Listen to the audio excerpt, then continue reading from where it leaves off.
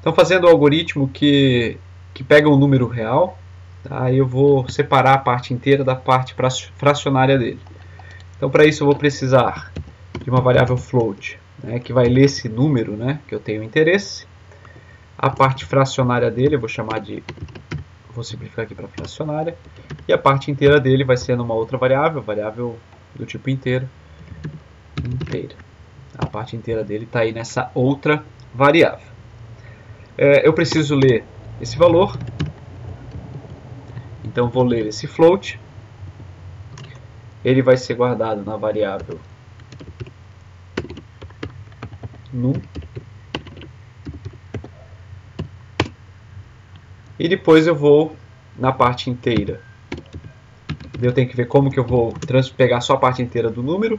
Tá? Isso daí existe um recurso que chama de cast, ou casting, onde eu vou transformar para um inteiro, tá, o número que vem depois. Quando eu faço isso daqui, tá, ele já vai entender que ele tem que transformar esse num fracionário para valor inteiro e ele vai pegar só a parte inteira.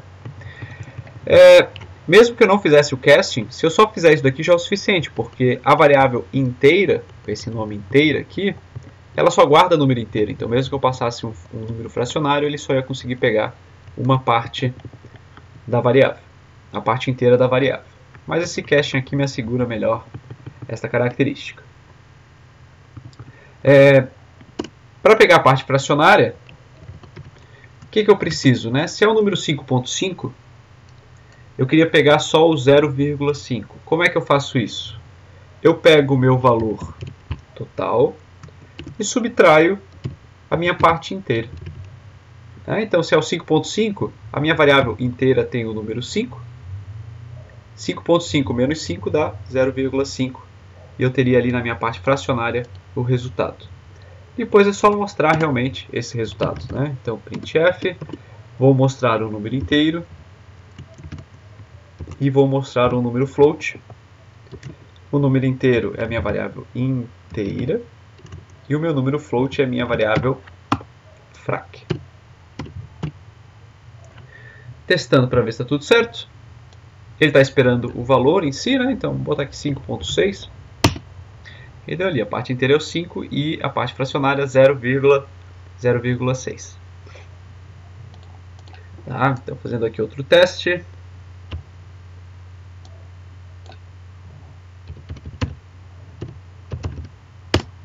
Minha parte inteira e minha parte fracionária.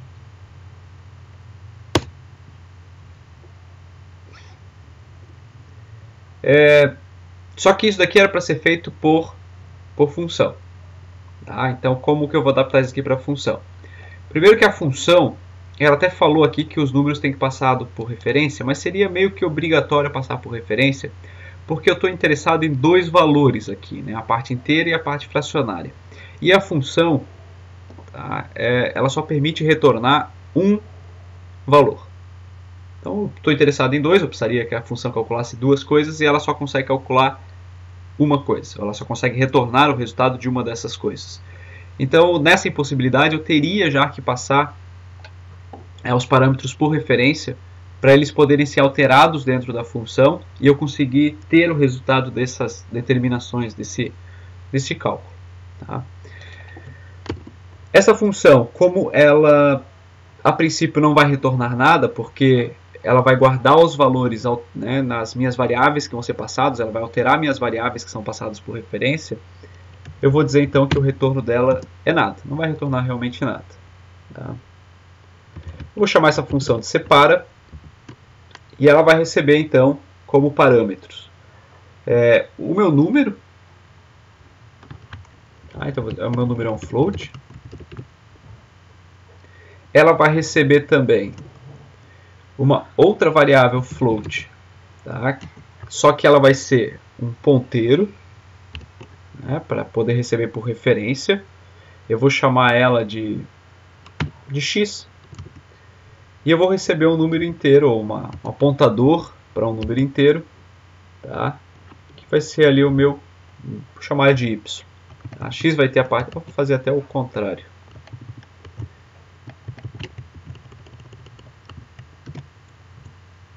Só porque fica mais lógico para mim, mas isso daqui é independente, tá? Mas o primeiro parâmetro vai ser a parte inteira e o segundo parâmetro a parte flutuante ali do número. Tá? Então, estou recebendo uma variável normal, né? Vai vir por valor, e duas variáveis que vão vir por referência, para eu alterar essas variáveis e ter um resultado diferente ali no conteúdo dessas variáveis. Tá? Eu ainda vou ter que criar elas aqui na minha função principal, porque eu vou ter que ler o número, né, vindo do teclado ali do usuário, e eu ainda vou ter que ter essas duas variáveis aqui para poder passar como referência, para elas serem alteradas dentro da função através desses ponteiros, da passagem por referência, tá, para eu poder mostrar. Então não dá muita diferença realmente no código. Só que esse processo aqui, ele acaba vindo para cá. Eu ainda vou ter que alterar algumas coisas, mas o resultado é bastante parecido. Tá? Só aqui porque eu vou ter que chamar a função. O que acontece? Então, na minha variável num, eu já tenho o número que foi digitado pelo usuário, né? Só que agora a minha variável se chama x e ela é um ponteiro. Então, eu não posso esquecer de colocar assim. E a minha variável, que é a parte fracionária, né, ela vai receber, ela se chama y. Só que tem que tomar um cuidado que aqui, ali não é aquela minha variável inteira, já vou substituir. Ela é a minha variável x, só que novamente é um ponteiro, então eu vou utilizar aqui o asterisco, tá, para poder pegar o valor que está lá em x. Tá? Então o valor que é guardado em x, do ponteiro x, né, o valor que é guardado no ponteiro x, recebe a parte inteira do número. O valor que é apontado pelo ponteiro y recebe o meu número menos o valor que é apontado pela variável x. Tá? Então só não tomar cuidado, né, porque isso daqui está sendo passado por valor e esses parâmetros são passados por referência. Tá? Então aí o uso adequado dos asteriscos para poder indicar aquilo que é ou que são os apontadores. Eu preciso chamar a função. Tá? A função se chama separa. Ela não tem retorno, então eu não posso guardar dentro de uma variável, eu não posso fazer nada nesse sentido. Né? O retorno é void, então eu só chamo a função assim. E eu tenho que passar 3 parâmetros, que é o num, primeiro parâmetro. E agora os meus demais parâmetros, tá, que vão ser passados. Tem que ser passados com o e comercial aqui na frente. Primeiro é a minha parte inteira. E o segundo é minha parte, ou a minha variável frac. Tá, então, esse e comercial aqui, porque eu vou passar. Esse daqui não vai, porque eu estou passando por valor. Esses dois aqui vão e comercial, porque eu estou passando por referência. Tá, então, cuidado aí também, porque na hora de passar por referência, eu obrigatoriamente tenho que colocar o e comercial ali, porque o que eu passo é o endereço de memória da variável inteira, o endereço de memória da variável frac. Por isso, quando eu altero esses valores que estão nesses endereços de memória, altera aqui também na função principal. Vamos testar para ver se está funcionando.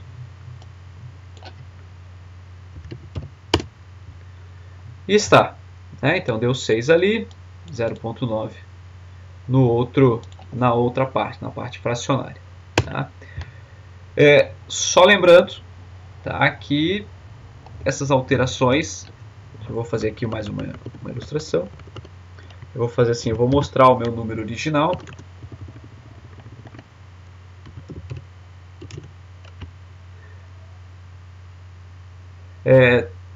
Porque eu vou mostrar o meu número original e depois as duas partes divididas. Eu só vou fazer aqui um negócio para poder ilustrar, onde eu vou fazer esse num receber um número aí. Tá, recebeu um número. Não precisava ser tão grande. Só para ilustrar o que acontece. Então, o meu número foi esse daqui. A parte inteira é fracionária, então aqui. Mas observe que eu passei os 3 para a função. Essa minha variável inteira, eu vou até ilustrar melhor ainda. Tá? Vou fazer mais uma modificação aqui para ficar mais fácil de entender. O meu frac aqui, eu vou receber número 9. E o meu inteiro aqui vai receber também o número 9. tá? Para deixar bem claro que as alterações que vão acontecer. Tanto que se eu chegar aqui, ó, antes da função,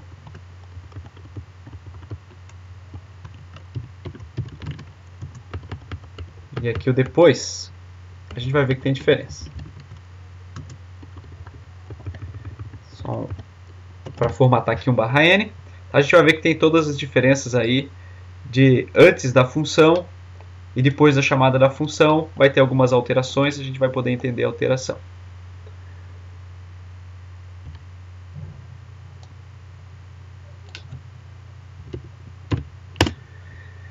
Tá, então, ó, antes da função, a minha variável num tinha o valor 7.4, minha variável inteira tinha o valor 9, que eu atribuí aqui logo no começo, e a minha variável float também tinha o valor 9, mas é um float, né? Então 9.0000. Chamei a função, passei os 3 parâmetros, mas vejam que na volta, depois da função, o meu num continua tendo o mesmo valor, e só a minha variável inteira e a fracionária que foram alteradas. Por quê? Porque foram as únicas variáveis que foram passadas como referência para a função. Quer dizer, eu alterei elas. Tá? Eu cheguei a alterar elas aqui dentro. Eu alterei aquilo que era o ponteiro do inteiro, o ponteiro do float, da parte fracionária. Tá? Eu alterei elas e isso refletiu depois no meu programa. E a minha variável num, que foi passado por valor, eu alterei ela também. Mas essa alteração feita aqui dentro da função não impactou lá fora da função, lá quem chamou a função, porque essa passagem dessa variável foi por valor e não por referência. Tá aí um diferencial importante a ser percebido, tá? Que eles não alteram aquilo que é passado por valor, mas se altera aqueles valores, aquelas variáveis que são passadas por referência. Tá? Os parâmetros passados por referência vão ser alterados, vão ter seus valores alterados se dentro da função eles forem alterados. E é isso.